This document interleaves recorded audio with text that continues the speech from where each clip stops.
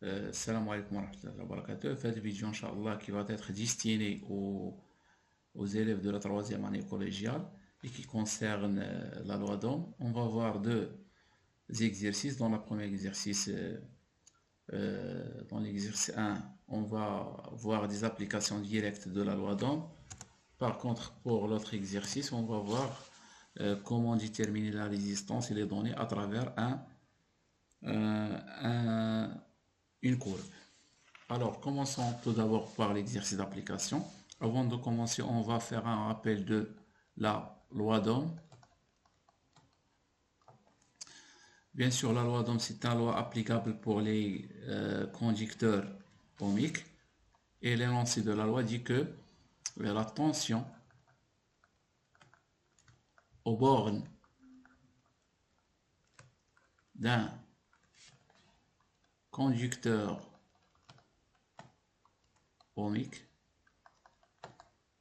c'est-à-dire la tension U entre les bornes du conducteur ohmique, est égal au produit de sa résistance R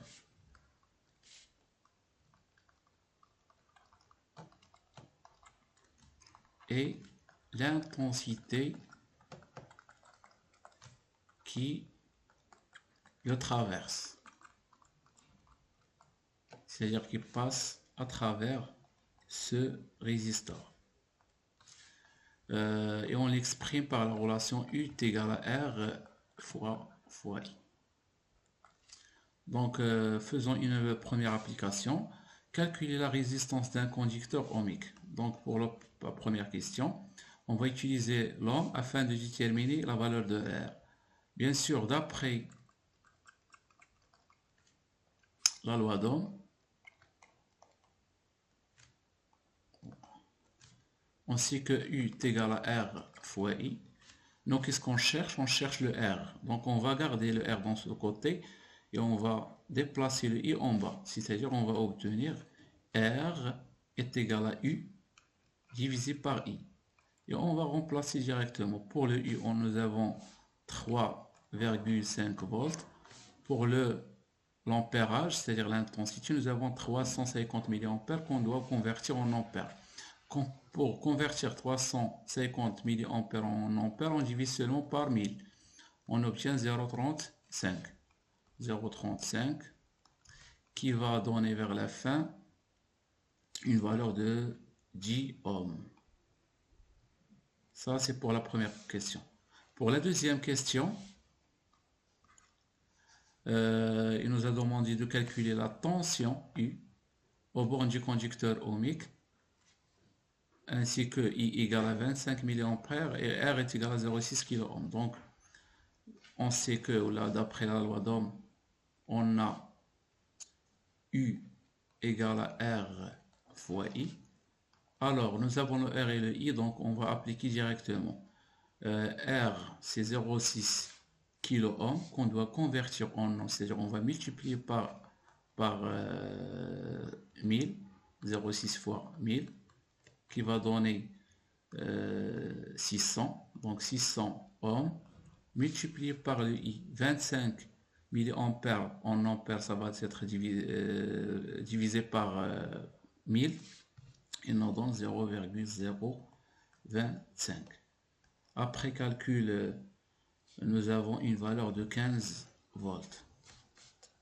Pour l'autre cas, la troisième, il nous a demandé de calculer l'intensité I. Donc, on a d'après la loi d'Ohm, U égale à R multiplié par I.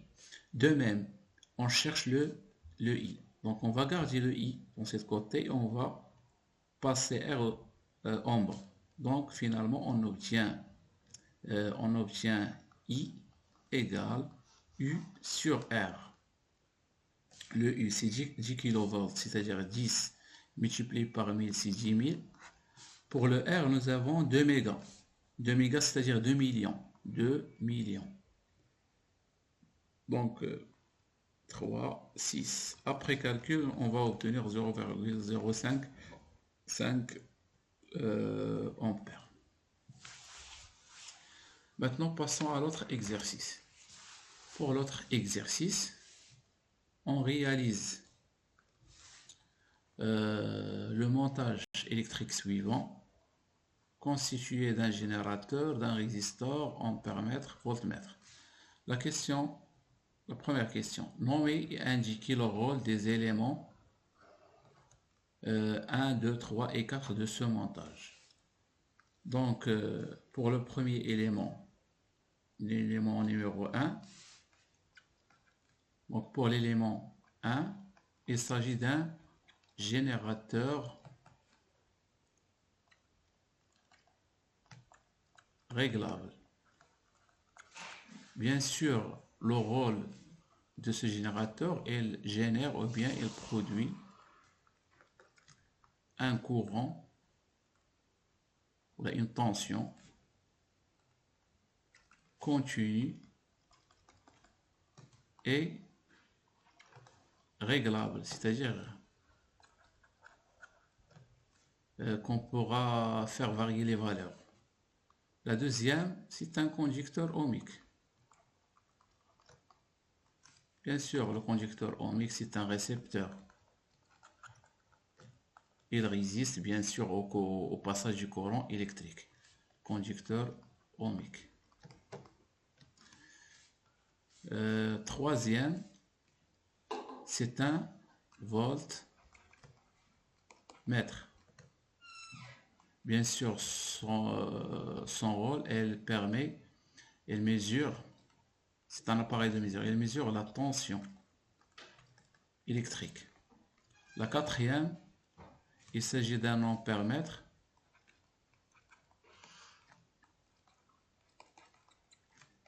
qui mesure l'intensité du courant électrique. Donc ça c'est pour la première question, le rôle, ainsi que le nom de chaque élément. La deuxième question, préciser l'intérêt de ce montage. Donc ce montage il sert à quoi? Dans le cours nous avons vu ce montage, nous avons utilisé ce montage pour vérifier la loi d'Ohm. Donc ce montage permet de vérifier la loi d'Ohm. Passons maintenant à l'autre partie. Grâce à ce montage, on a pu dresser la courbe suivante qui représente l'évolution ou bien la variation de la tension. J'insiste sur la tension U, c'est-à-dire dans cet axe, aux bornes du résistor en fonction de l'intensité.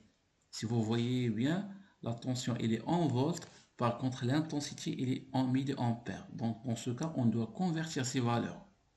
Lorsqu'on veut utiliser une valeur, parmi ces valeurs, on doit les convertir en ampères, tout en divisant sur 1000. Donc la première question, déterminer graphiquement la résistance du pôle 2. Donc, comme nous l'avons déjà vu en cours,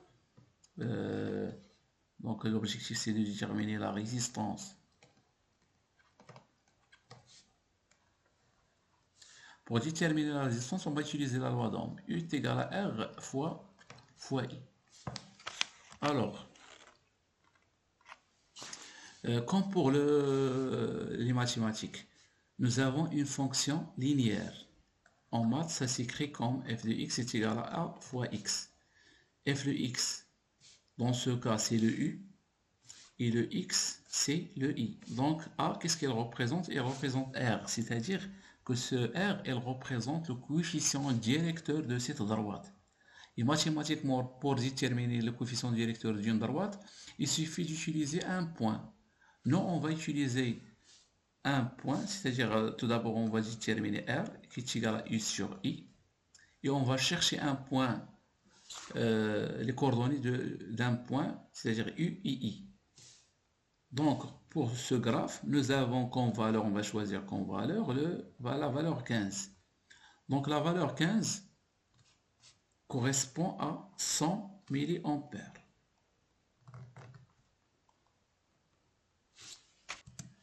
Alors, on va prendre comme valeur U, c'est 15. Et pour le I, on va prendre 100 milliampères, c'est-à-dire 0,1 ampère, qui va donner vers la fin une valeur de R qui est égale à 150 ohms. Donc ça, c'est la valeur de la résistance qui est une valeur fixe. Il correspond à ce conducteur utilisé.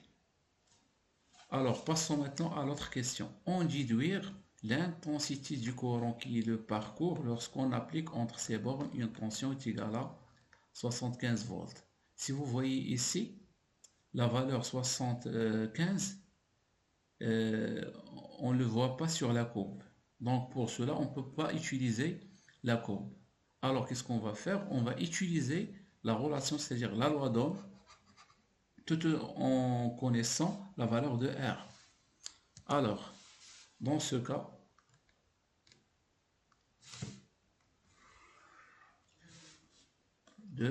d'après la loi d'Ohm, nous avons le U est égal à R fois I. Alors, qu'est-ce qu'on cherche en cherchant le I? Donc, I est égal à U sur R. Pour la valeur de U, nous avons 75 et pour le R, 150. Donc, 75 volts sur 150 ohms. Donc, I égale à 0,5 ampères. Passons à la dernière question. Pour la dernière question, calculer la puissance électrique consommée par le résisteur dans ce cas. Donc, qu'est-ce qu'on va faire? Tout simplement, on va utiliser la relation de la puissance. Bien sûr, on sait que pour les résistors, nous avons deux relations. Donc, la puissance de puissance. Soit on utilise la relation P est égal à U fois I. Sinon, on pourra aussi utiliser R fois I au carré. Donc, pour la première relation, le U c'est 75 multiplié par 0,5, ça va nous donner 37,5 watts. Si on utilise la deuxième, on va tomber sur la même valeur, 150 multiplié par 0,5 au carré, qui va donner aussi 35,5 watts. Et on s'arrête ici.